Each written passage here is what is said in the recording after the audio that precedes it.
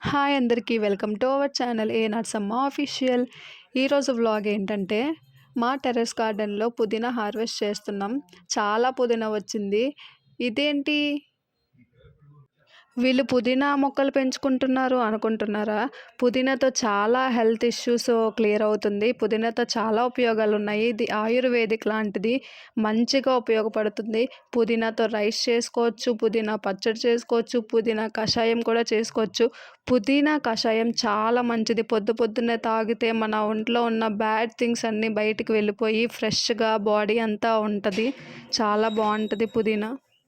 పుదీనా మొత్తం కోసుకొని మొదలు వదిలేసాము. అయినా వారం రోజుల్లో మొత్తం పెరిగిపోద్ది. చాలా ఈజీగా పెరిగిపోద్ది. చాలా ఎక్కువ పెరుగుతుంది కూడా పుదీనా. ఒక కొమ్మ తీసి వేరే దాంట్లో నాటినా కూడా ఈజీగా వచ్చేస్తుంది.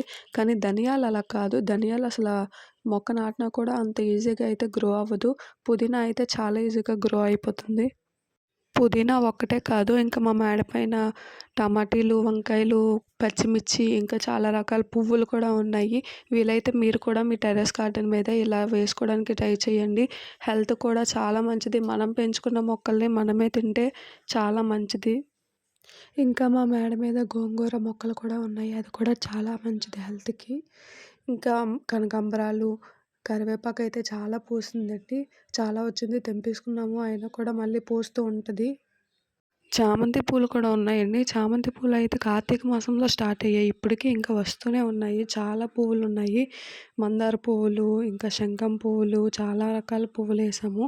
అవన్నీ తర్వాత నెక్స్ట్ వీడియోలో చూపిస్తాము.